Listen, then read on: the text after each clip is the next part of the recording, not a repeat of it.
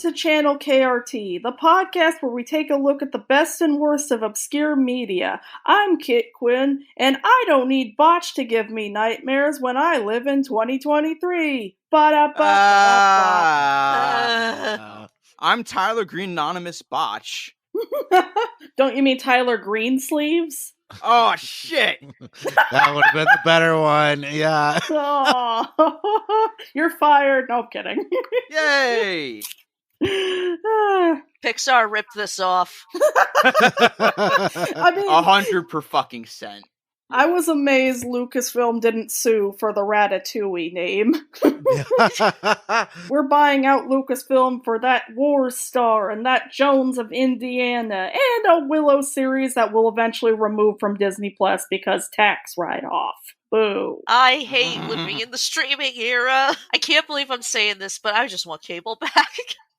And joining us in on the nightmare that is 2023, but also for this sweet dream of a movie, welcome back to the show, Ryan. O'Reilly, that is. Yes. I'm Ryan O'Reilly, the all-purpose yes.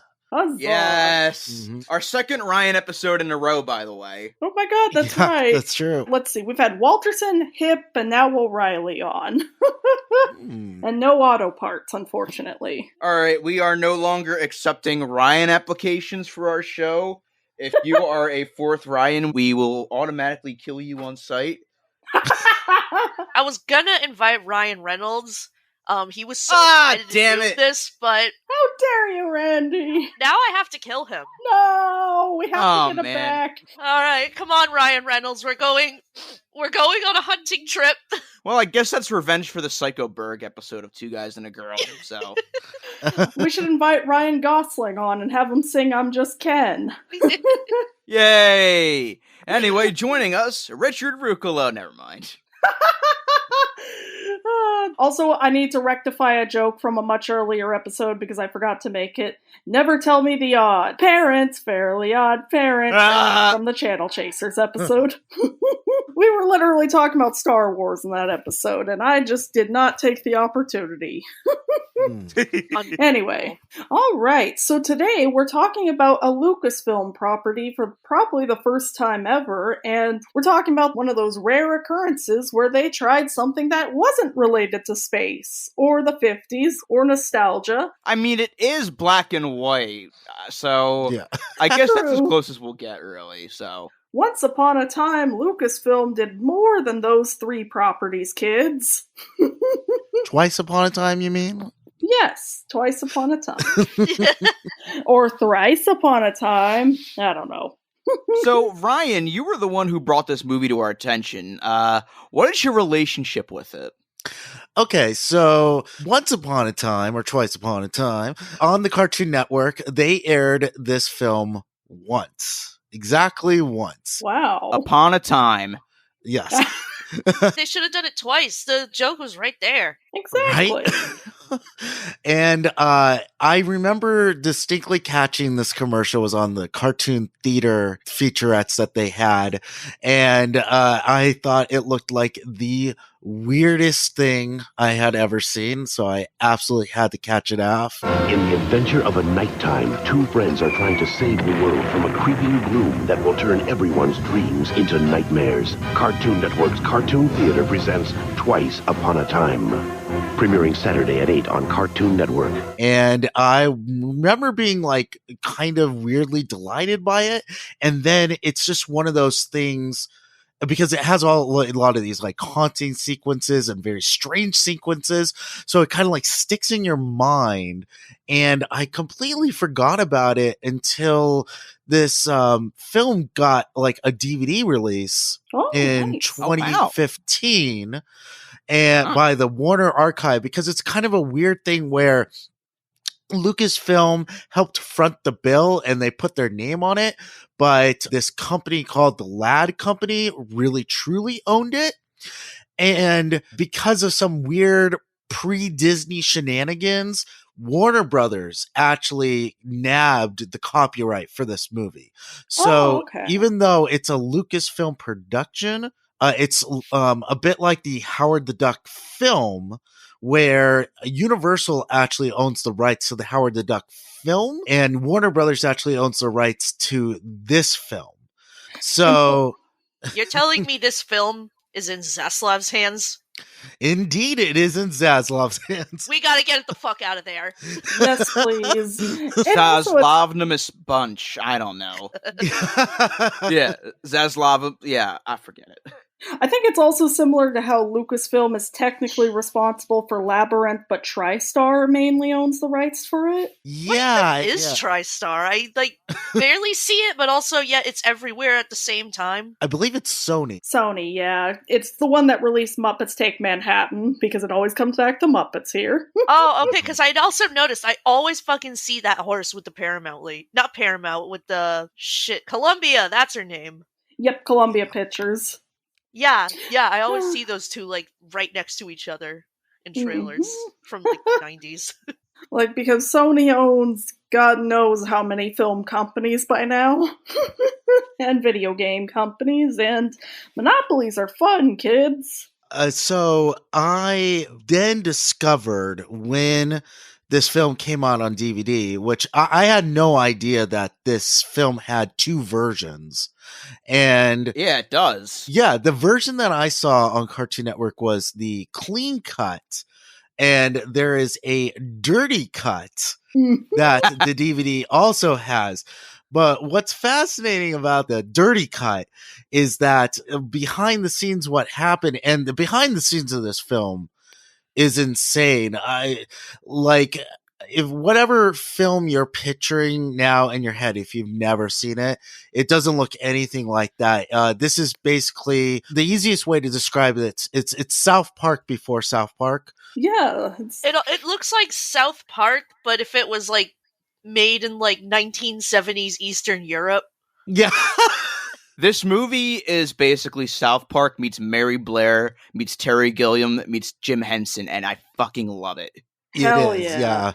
Meets Worker and Parasite. Oh, yeah.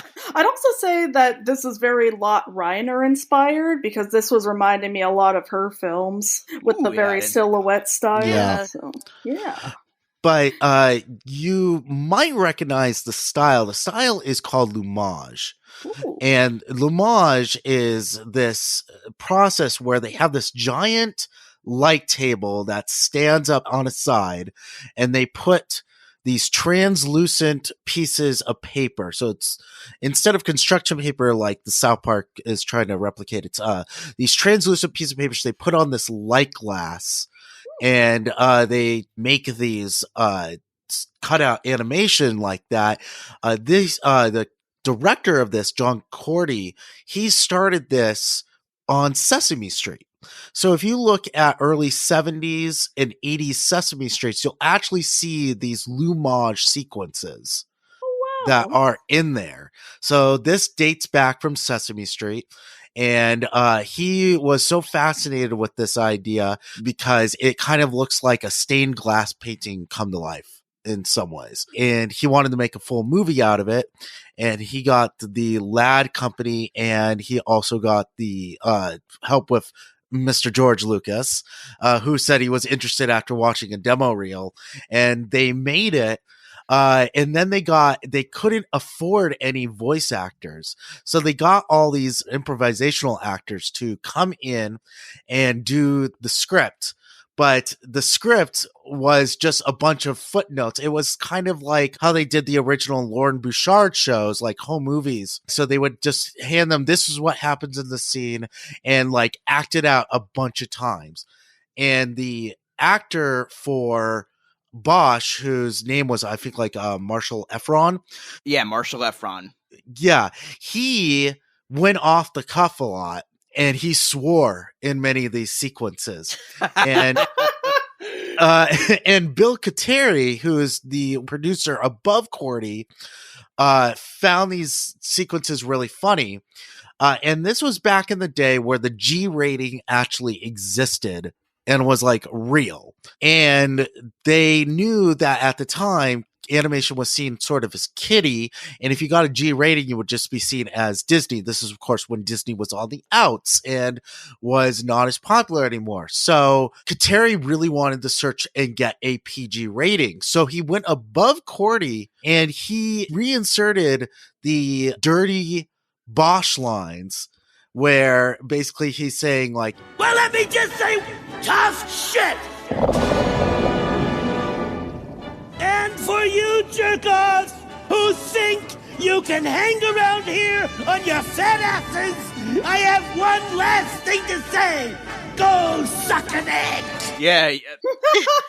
Yeah. You told us specifically to watch the dirty cut, which is what we are talking about. And, even though I was fully prepared for this to be dirty, I was still, like, extremely caught off guard by synonymous Botch calling the rushers jerk-offs. yeah. Thankfully, the dirty cut was on archive.org, and it caught me so off guard. It was so fucking funny just hearing all these. It actually confused me for a minute. I thought this was going to be like super raunchy, and then you'd get to other scenes in the movie with everyone else, and it would be pretty clean. And I'd be like, what are you trying to do? You're trying to do something, but I can't quite put my finger on it. I'm intrigued. And let me just say, Marshall Efron fucking sells it as synonymous Botch. Oh, yes. yeah, it's so funny. He's fantastic. And of course, he has so many voice acting, credits under his belt. He was Sloppy Smurf in the Smurfs. He was 13 Ghosts of Scooby-Doo, Transformers, Time Squad, actually. He was Earl of Sandwich. That's right. Oh my god. And he was also in THX 1138, which was actually the original Lucasfilm space film. Yeah. Sadly passed away in 2019. Rest in peace. Yeah, rest in peace. Yes. And speaking of which, we also have Lorenzo music in this fucking movie. That's right. Garfield himself. Yeah. I will be leaving all my Garfield jokes at the door. Not me. I love Garfield. Actually, funny enough, not only Lorenzo music, but the woman who plays Liz in the Garfield series, Julie Payne. She plays Flora. Oh, wow. Yeah. This is a Garfield movie. This is what the Garfield movie should have been. So in 1993, she played a fucking cage dancer in the Smash Club episode of Full House. Oh, wow. Wait, Yes. Full House had a cage dancer? Yep. Yeah, apparently. Yeah, you could watch strippers Friday nights on ABC. Wow. What would Dan Tanner? Oh my god. He'd probably have a heart attack. Yeah. She was also in some television film called Full House, playing a character named Mrs. Knopf, which, coincidence? I think not. These houses are so full. Damn. Yeah. And in addition, there's also a random bomb to drop that I've learned. Judith Kahan, who was actually a writer for quite a few sitcoms and plays the fairy godmother in this, she was also in, of all things, the Ferris Bueller TV series. Oh my god. There was hang on a minute. Let me look that up. I need to know if it was a cartoon or not. It's not. It was a live action. Oh, hang on. I gotta see this single kid. Wasn't that the one with Jennifer Aniston? Yes, it's with Jennifer Aniston. Oh, Hang on. God. I'm trying to remember, too. I know they tried to make Uncle Buck a sitcom without John Candy. And I'm trying to remember if that actually ever aired or not. Twice. I think that they also did it again in the 2010s. There is only one show that we can all agree on based off of an 80s property that was properly adapted to television, and we all know what that is. What, Muppet Babies? Back to the Future? That too. Honey, I Shrunk the Kids. You should know this, Ryan. Oh, of course. I always forget. That's right. 1989. That's Yeah, Also it's the- crazy to think that Wayne Zielinski wasn't played by Peter Scolari. Agreed. it's insane. Amazing. This movie is also written by Bill Coterie, who directed a movie called Dear Vietnam, Letters Home. Yes. He also directed Ed 1996, but we won't hold that against him. Yeah, he's the director of this movie, too, and he actually developed the Lumage animation process. Oh, wow. Yes. One more thing about the Ferris Bueller TV show that I just learned. Okay. Go ahead. Jennifer Aniston was in this? Yes. Yeah. Yeah, I just said that. I didn't hear you. Oh my god. She played Ferris's sister. Oh my god. Anyway, where were we? So for my history with this movie, funny enough, back in 2015, I was learning about it and I added it to my very, very, very, very, very long list of movies, especially animated movies I would eventually check out because I was like, holy crap, this looks so cool. And I never did. And I'm so sad it took me this long, but I'm also so happy Ryan suggested this for the podcast because holy crap, this was a trip in the best possible way. Absolutely. On one hand, I would really love for Lucasfilm to do more original animated films. On the other hand, that's also how we got Strange Magic. Yeah. That existed. It sure did. But yeah, this was a lot of fun, and I gotta say, I was actually confused for a while that it wasn't a sequel to a movie called Once Upon a Time.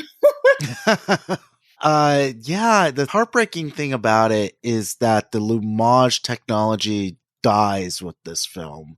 Yeah. Like I said, the Sesame Street shorts were pretty much what got them to make the film, and then the film ultimately going nowhere because the Lad company kind of disintegrated and they couldn't even afford to give it a wide release. So they just could give it a short little limited release.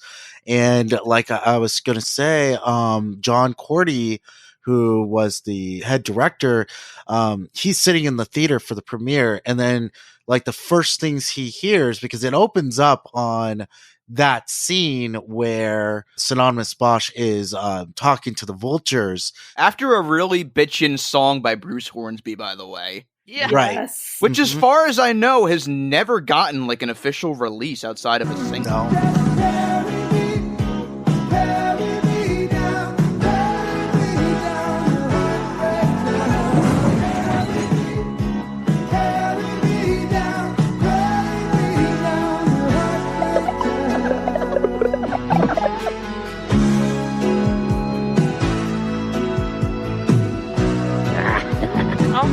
This soundtrack would like go back and forth from being like the most kick-ass 80s thing you've ever heard to like the most beautiful classical music ever.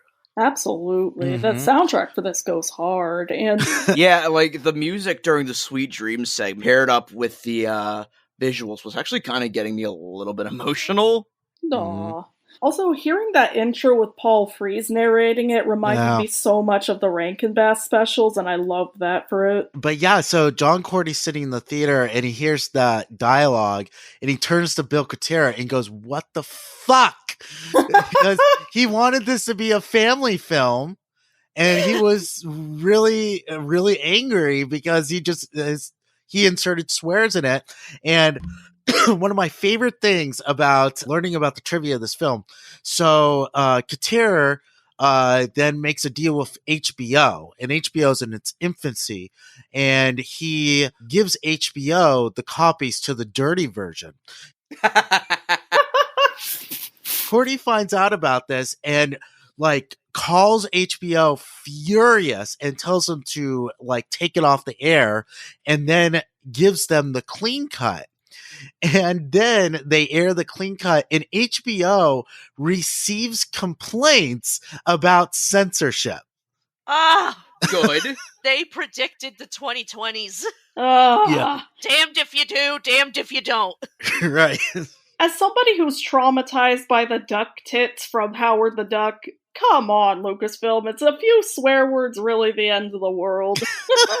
We could just have straight up duck tits in our movie, but God forbid someone say shit. Yeah. Oh, by the way, apparently this aired on Disney Channel in 1997. I did not know about this. Yeah, I know it wouldn't have been the right. dirty cut, but I really wish it would have been. Oh, that would have been amazing. If someone just snuck that into the Disney Channel. Imagine the look on Eisner's face.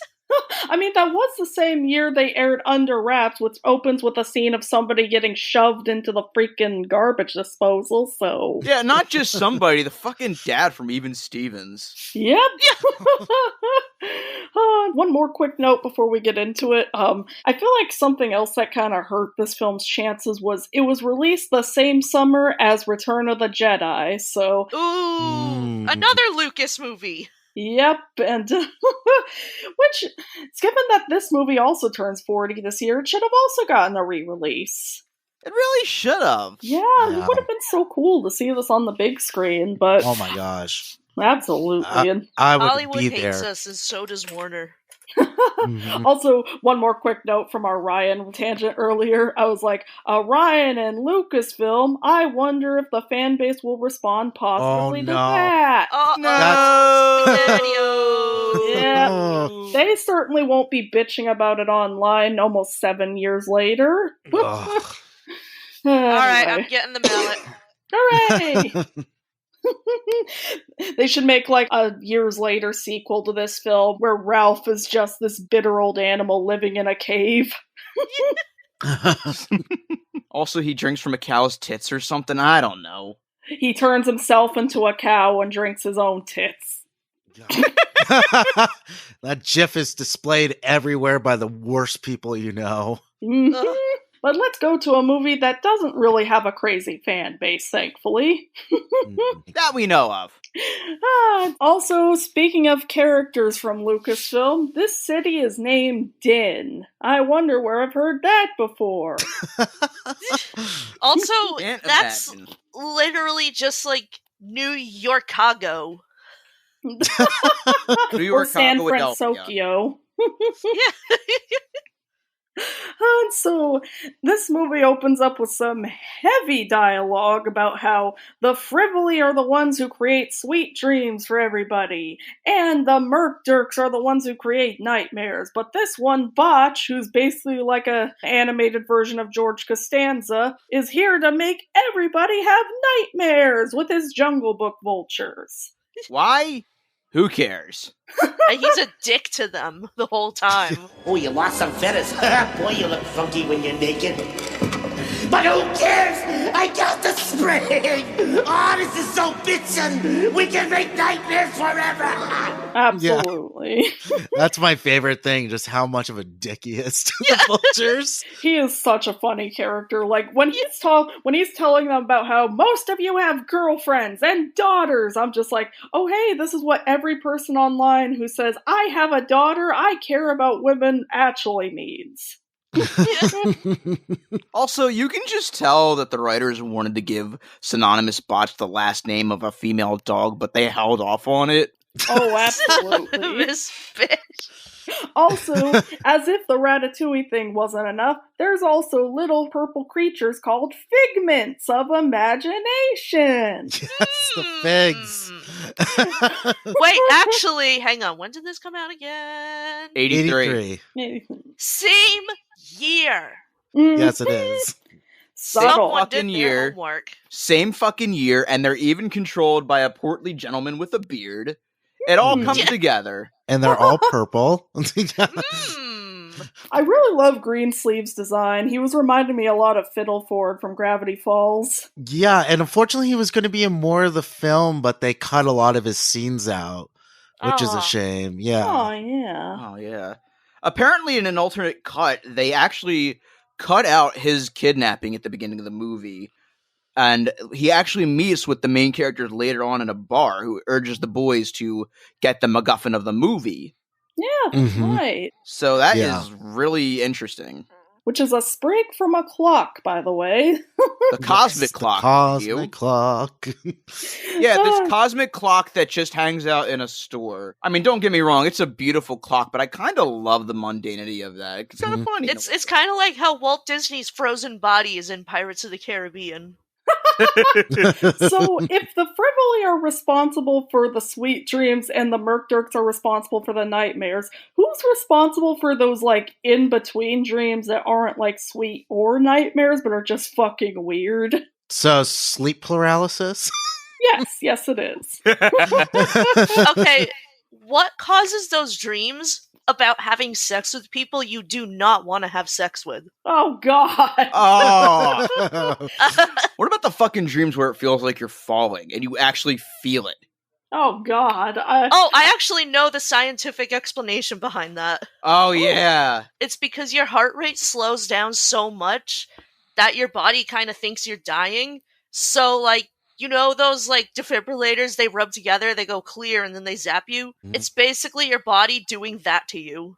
Oh, wow. I've had that happen to me without the falling dreams. It's weird. Oh, That's God, crazy. yeah. I hope that comforts you tonight. When you have a falling dream, it's because your body thinks you're dying. Thanks, Randy. Yay! I'll never sleep again. Then I've done my job. A character sending out a message telling the person who will save them that they're their only hope. Where have I seen that before in a Lucasfilm property? I haven't the slightest idea. It's like the reverse of that. It's like if Obi-Wan sent R2 to Leia saying, by the way, I'm your only hope. Just letting you know. Also, I kind of love that Ralph and Mumford are kind of like the Han and Chewie of this movie, but in reverse. Like, Ralph is the Han and Mum is the Chewie, only he doesn't speak at all. Ralph is like Chewie, but if he was played by Bill Murray. Huzzah. It's here that I started to realize that there is definitely a heavy Jim Henson connection, because Mumford and Ralph look like fucking Muppets. Absolutely. Yeah. Yeah. And even in the scene where they're on trial and the farmer is up against them, Yep, the farmer looks like fucking Beaker. He does! Yeah, he does look like Beaker. I called him Karen Beaker. Beakerin.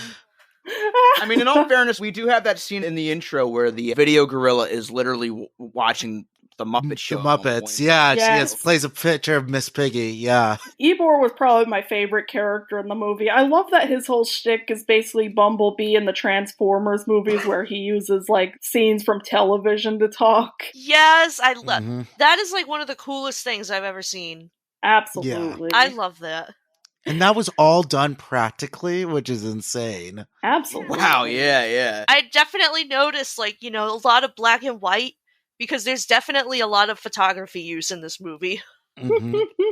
And also, I love Mumford's design being Charlie Chaplin. That's such a cool Yes. design for him. He literally looks like fucking Mumford the Great from Sesame Street, too. Oh my god, he does. Like a more orange version of him. Yeah. Mhm. Wait a minute. I thought he kind of looked like Mr. Noodle. Are you saying that guy's like Mr. Noodle's grandpa? Oh my god, you're right. Sure, why not? Could be. God damn it, Mr. Noodle. I mean, Mr. Noodle is a mime, so. Oh my god, it's all connected. Woo! So after they're banished to work in the garbage, they run into Flora Fauna, who is the girl in this movie. But they do give her some fun stuff to do. We can have a little damsel in distress as a treat.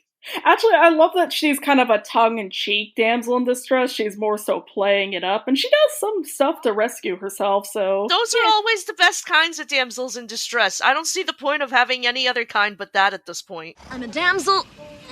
I'm in distress. I can handle this. Have a nice day.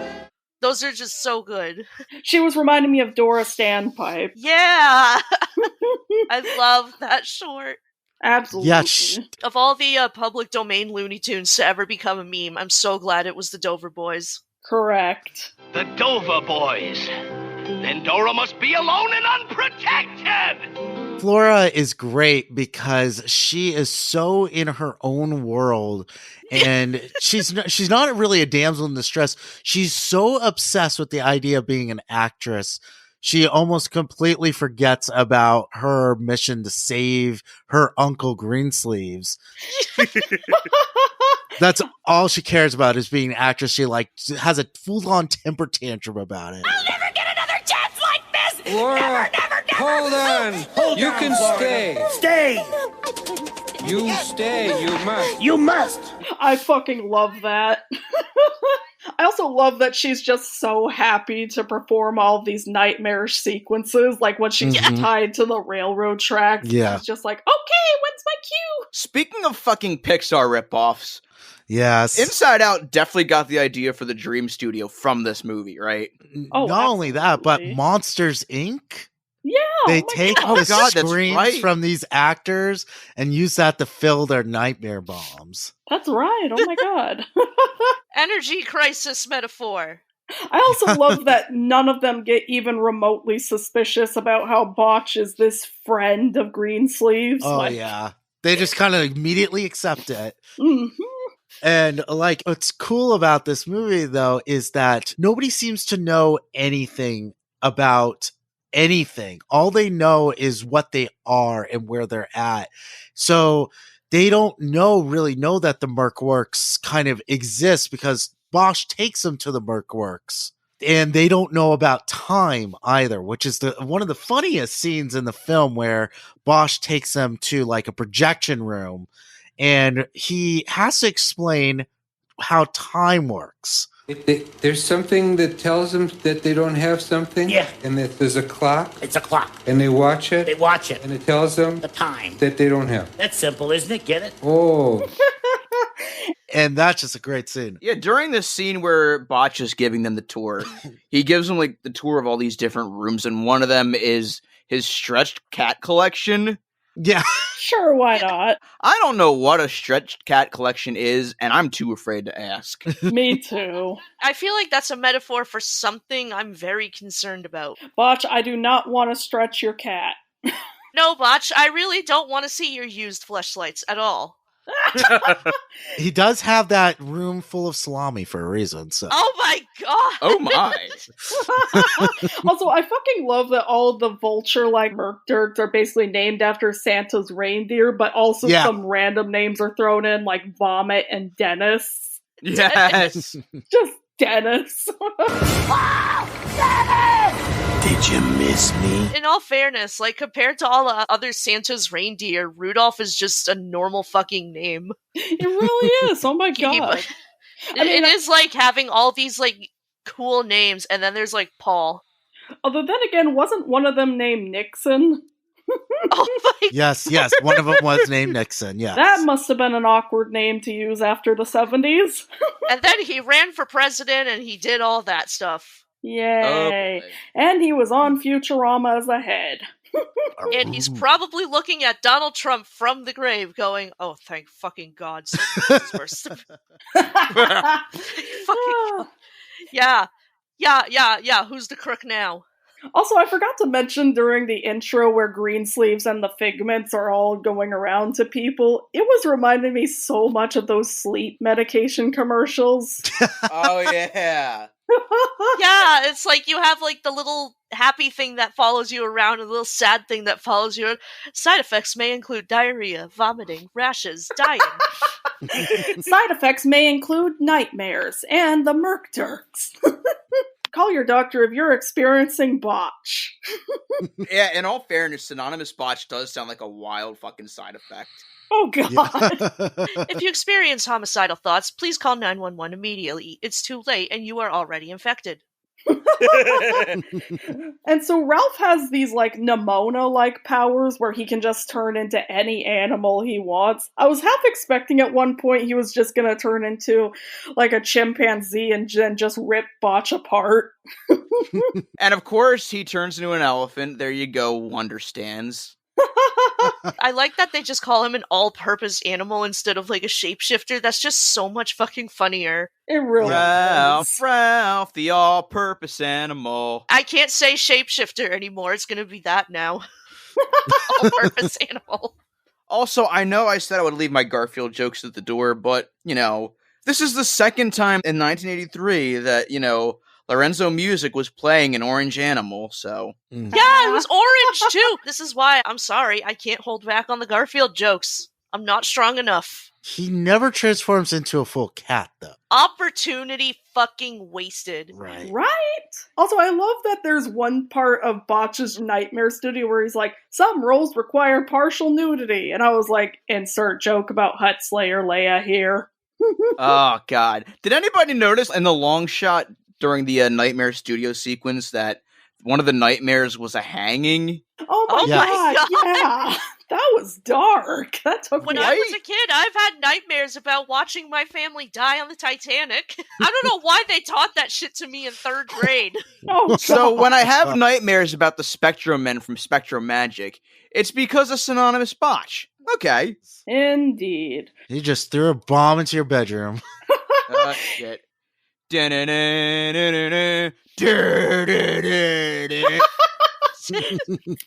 Also, the sequence where they're running around the city was so fucking cool. It was reminding me a lot of the Sledgehammer music video.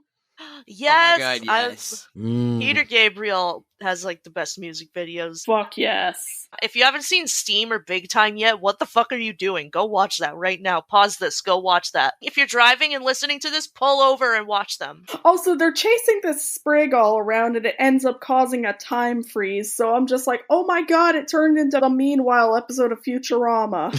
Oh yeah, that's right. We forgot to mention when they enter the cosmic clock, they try to get the spring, but they end up breaking the clock by messing with a lever that keeps reversing and making things go fast forward. So I'm assuming that in 2020, someone fucked with the cosmic clock, and that's why we have no concept of time anymore. That's why it was so long. That's right. He basically turned the world into a YouTube poop. Yeah. And is that not what we're in right now? Basically. Even the sequences of all the frozen people look cool as hell, especially with all the little animated stuff inserted in.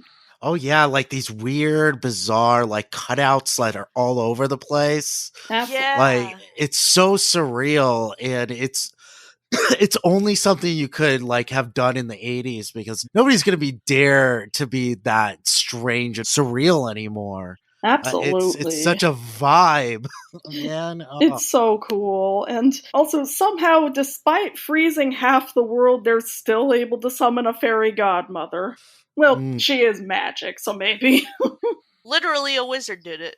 Huzzah! Yay! I love that she gives them the dimes and they just managed to make a tiny little phone booth. Although it would have been so funny if she was like, you have to climb all the way up on the phone booth to reach it. She was definitely giving me Andrea Martin as Mrs. Falbo vibes. I could see that, yeah. And I love how fast she gives up on them, too. She had a really great dry sense of humor. I also love the part where she was like, I hate excess verbiage, although I was like, then why are you in a Lucasfilm movie? Also, Botch saying, this is so bitching will be in my head forever. Oh god, my favorite Botch line in this movie is definitely something I am going to be stealing. It's when he says the phrase, garlic breathing, garbage sucking dipshits. That is such a beautiful insult. I am stealing that. Absolutely. I'm so glad we watched the dirty version. Oh god, same. So is it fair to call Rod Rescueman the first himbo of Lucasfilm? Yeah, I think so. I think it's very fair. There we go. He's a little bit pushy, though. He's got to tone it down. Yeah. I mean, he was really funny, though. He had some really great moments. Does she give lip on the first date? Yeah. Then I also fucking love that he's just gets so excited hearing about a damsel in distress. He's like, those are my meat and potatoes. He is just super horny. That's all he is. And he sucks at protecting her. Yeah, so when he tries to save her, they're in the middle of filming this King Kong-esque nightmare sequence. And I'm thinking to myself, damn it, we already reviewed the Mighty Kong. Oh, not this shit again. That gorilla was reminding me so much of the gorilla from SpongeBob, and that scared the shit out of me as a kid, so I don't even want to imagine how that would have affected child me. I don't blame you. It was so fucking surreal seeing like a live action guy in a gorilla suit just on SpongeBob beating the shit out of everybody. A real gorilla! Huh? I remember watching that episode in real time when it came out, and I wasn't terrified of it, but I was still, like, confused. It was definitely something I couldn't fucking look away from. I was just so intrigued. I was just like, the family at the end, that was my reaction when I first saw it. It just left me heavily unsettled. Then I gotta wonder how Ybor reacts to that gorilla. Like, is he offended by its existence? As long as it doesn't have a video on its head, it's fine. It's fine. There we go. Also, I'm glad that nobody in the nightmares he produces actually dies. Thank God. Yeah. I was kind of expecting that was where they were gonna go. Especially considering one of them is a fucking plane crash. He's only synonymous Butch. He's not Freddy Krueger. Actually, I gotta wonder. So he has the most extreme scenarios for people's nightmares, but what happens to those people whose biggest nightmare is being at work or being back in their parents' house? Like, Oh, jeez. Those dreams I have where I'm at work and I'm trying to sleep to be away from work, and here I am dreaming of work, and you're just like, I can't fucking get a break.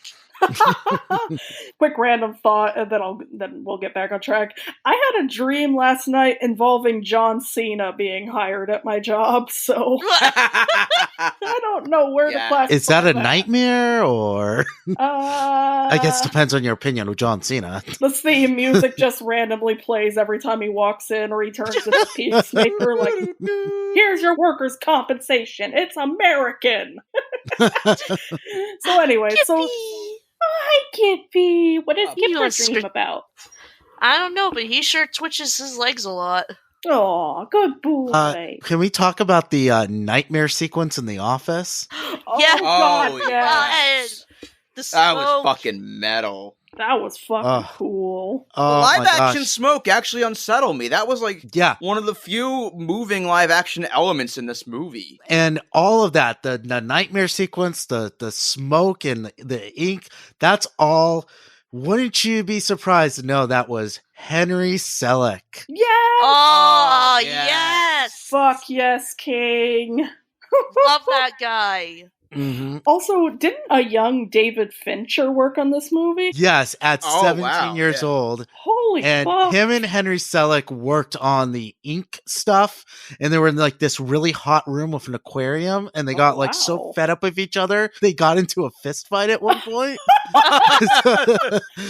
And like I said, the behind the scenes stories of this film it's just insane. They need to make a commentary for this movie because holy crap. There is a commentary Oh, no. on the DVD. There is a DVD commentary, and Henry Selick is on the commentary, Oh and my a lot God. of it is them turning to Henry Selick and going, "How the hell did you do that?" Yeah. So much. If there were some points where I wasn't taking a lot of notes in this movie, it was just because I was so invested in this movie. Like, this is a movie you have to experience. Holy crap. But the craziest thing about the nightmare sequence is that in an alternate version of it, originally Mum was going to be shredded in the Holy- paper shredder. Oh What my the god. fuck? What about my shredder? Ralph would spend the next 5 minutes searching through the world, and then he would go into this pilot's brain, and he would go What? through the pilot's memories. Oh god. He would find Mom reassembled in a piece of paper that was a child's drawing. Like, how strange is that? Wait, so was this actually filmed? Or No, it wasn't film. It wasn't animated. Oh, This was God. apparently storyboarded, but it was never done.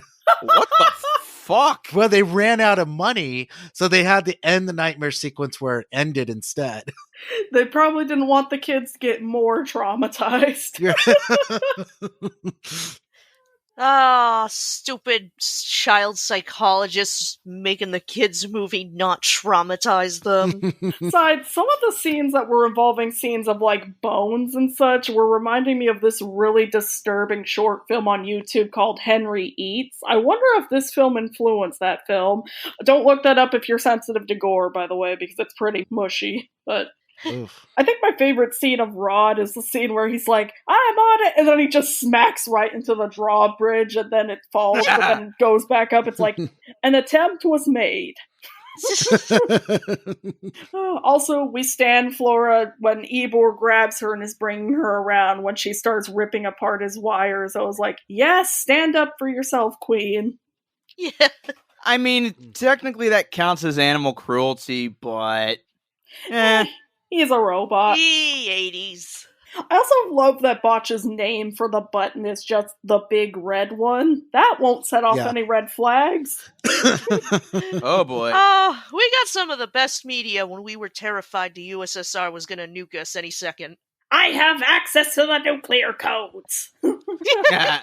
You know, I realize we haven't talked about Scuzzbopper yet, the writer of the Nightmare Realm, and he gets fucking fucking hung in one of the nightmare sequences. Jesus. That was dark.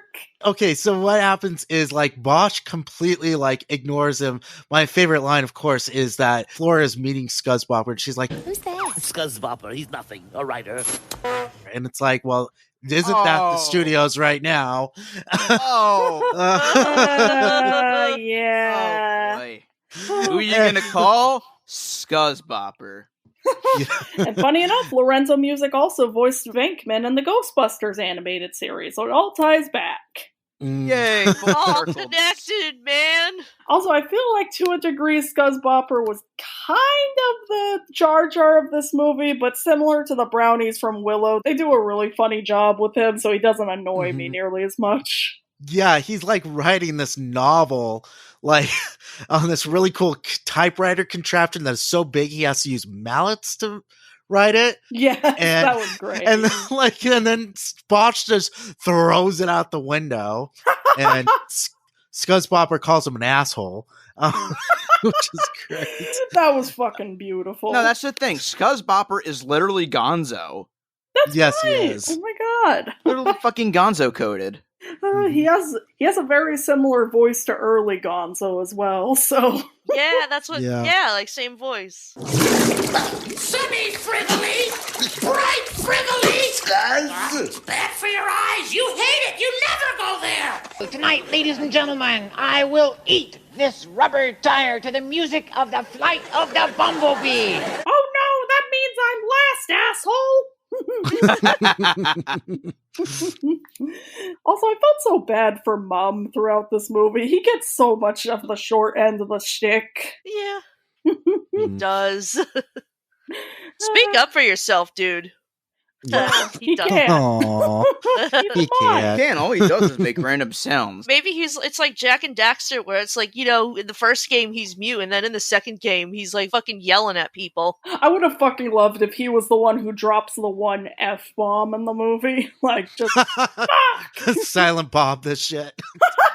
We're gonna get Mum 2, and he's gonna start talking, and it's gonna be super dark and gritty and separated from the original game, and it's gonna be the hardest fucking game you've ever played in your goddamn life.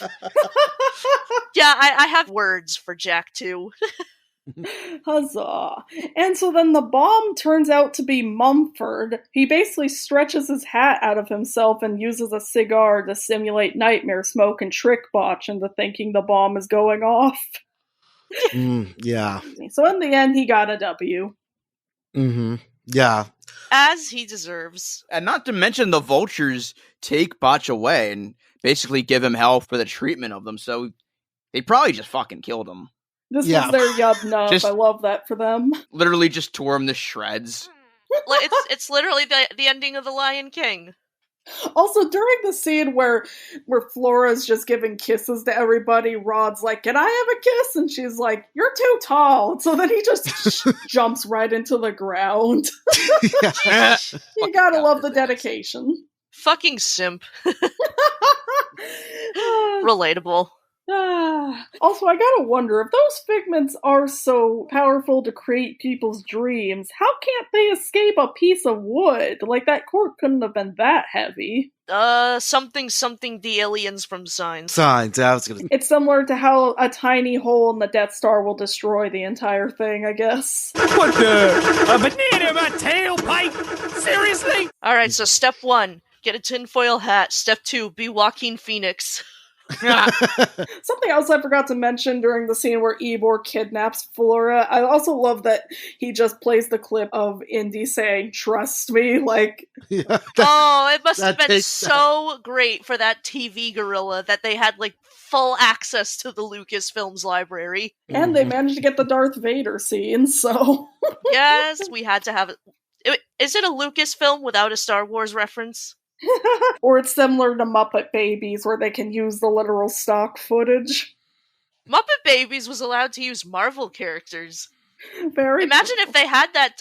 They do have that today. Yes! Oh, Back when everything wasn't owned by Disney. Wa-da-da-da-da-da.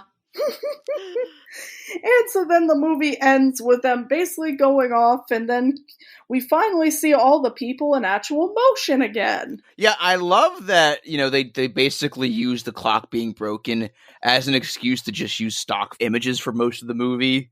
Agreed. It was. They do it good. Oh, another Yes, botch line I also love and will live rent-free in my head. Leave the ball alone, it's ugly! Yeah. Oh, and Ebor's death when he plays the That's All Folks That's music. All Folks. That was fucking great. Oh, man. Imagine having access to both Warner and Lucasfilms. Oh, my God. Oh, God, David Zaslav has this. Also, when Ralph said, we've been fired by a fairy, I was like, fired by a fairy, coming to ABC this fall. Huzzah. Also, during the scene where Mum was getting his head bitten by the Venus flytrap, I was like, a Lucasfilm production from 1983 where a plant eats someone? That's... Okay, I'll stop. One last thing I do have to say about this film is that you have two worlds. You have Frivolity, which is bright, colorful, and you have the Mercworks, which is very dark, very desaturated, and is super obsessed with throwing bombs all over the place. This is the original Barbenheimer. Yes! Oh my god, you're right. And also, man, the colors in this movie as well look fantastic. Like, this is some of the best color palette I've seen in an animated film. Again, it's all just very Mary Blairish. Yeah, it's so gorgeous the way that the textures change with every movement they do, and that's like a side effect of the Lumage. And like some of the coolest shots where, like in the beginning, there's this shot where they move under this train trestle, and it's a real train trestle. That is yes, yeah, that's right. Yeah, they actually have this real camera go under this trestle into the Lumage painting. It's just some of the coolest imagery you'll ever see. Absolutely. Apparently, footage from this movie was actually used in, of all things, Madoka Magica. Oh, wow. That actually feels fitting, especially given some of the sequences in that show. I need to watch more anime. Huzzah. So I think our answer is obvious, but alright, Ryan, do you give this a keep the tapes, put in the donation box, or burn the tapes? Oh, absolutely keep the tapes. I will treasure the tapes forever. Hell yes. And right now it's sitting on my DVD shelf. I mean, I wish I had the VHS, but it is on my DVD shelf very proudly, and I'm never giving it up for sure. Well deserved, man. Well deserved. It's definitely a keep the tapes for me. It's just a beautiful movie with beautiful visuals and just very, very inventive and creative stuff going on in here. And it is a shame that it's not as well known as other Lucasfilm properties, quite frankly. Absolutely. It is, yes. Big ol' keep the tapes from me as well, not just for archive purposes, but because I really want Disney to look at this and realize maybe we should let Lucasfilm do some original stuff as well, because they're going to be running through all their properties and they're going to eventually say, yeah, we should probably give them something else to invest in for a while, because Star Wars can only hold the fountain for so long, and even minus that, this film is just fantastic, really underrated, and really deserving of more attention. No, yeah, definite keep the tapes for me. This is just one of the coolest movies I've ever seen. This is like, I love the style, I love the music, I love everything about it. I love how kind of confusing it is too. It's like, it's perfect. I love it. Damn straight. As another Lucasfilm character said, that belongs in a museum. It does. And if Zaslav tries fucking anything, I will redacted. I propose that we give Zaslav next to the Merc Dirks just so they can rip him apart. Yes. And can we note that this is currently on the Internet Archive if anybody wants to watch it? Yes. They have one of those DVD reps. Shh, don't tell David. But yes, it's on the Internet Archive. Definitely check it out. It's super worth your time, and it's actually really short, so it won't take up too much of your time, and it's an absolute joy. Hell yeah. Yeah. All right. Thank you so much for joining us again. Oh, yeah. welcome. This was a delight, even if it didn't have a revived brain turning everybody in his life into the 60s. Aw, I wish. So do you have anything you want to plug? Yeah. So I have my podcast, which is Unbuilt, an unrealized theme park podcast, where we examine unrealized ideas in theme park history from Disney, Universal, and beyond. Hey, I was on that show. Yes, you were. And you were on the show to talk about Tomorrowland 2055. So definitely check that out. So by now, our episode about unbuilt Mary Poppins attractions with a guest I think you all know, a Mr. Tony Goldmark, will be out. Yes. I might know. Hi, Tony. So glad you got him. Yeah, will be out. And after that, unfortunately, we're going on a bit of a hiatus. I have a vacation to go on, but you can check that out. And previous episodes should be out already. It is such a great episode, and you got to check the one that Tyler was on as well. It is fantastic. Yes. Absolutely. So, because I am officially making the migration, you can find me on Mission Breakout on Blue Sky and Hive, because at this point, Twitter is basically dead. You can find me Mission Breakout on Discord, and you can find me having a nightmare about the Clone Wars animated movie. Yay! Truman Capote the Hutt. That is all. You can find me at Cosmic Rewind, place the E with the 3 on Twitter. Please mass report me. I'm trying to get suspended. I'm not leaving early. I'll try my best. I'm not moving to Blue Sky until I get suspended. So, Yay. you can also find me on YouTube by the same name. Get me off a shitter. All right, you can find me on the usual spots. Tyler FG on Blue Sky, Tyler FG96 on Instagram. All right, as for the show, you can find us on Blue Sky at Channel KRT. You can also find us on Instagram at Channel KRT Podcast, all one word. And we also have our Discord server and our Facebook group, which you can find in the link tree in our Blue Sky bio. And if you want to help support us, you can also check us out on Patreon, where we have exclusive minisodes, outtakes, and episodes of this very podcast at its earliest convenience. And we're also on Ko-Fi, where we have minisodes and outtakes available for $5 a pop. And of course, thank you to our pals Paul Spicknall, Tony Goldmark, Ashley Hines, and Chris Ranner for pledging to us at the $10 level. And a huge thank you to our executive producers Gomer and Mike. All right, Channel KRT, Nightmare Bomb to Static. Yeah. Or that Sprig freezes our podcast permanently. A second nightmare bomb has hit Din. Yes. Womp. Well, dreams, they feel real while we're in them, right? It's only when we wake up that we realize something was actually strange.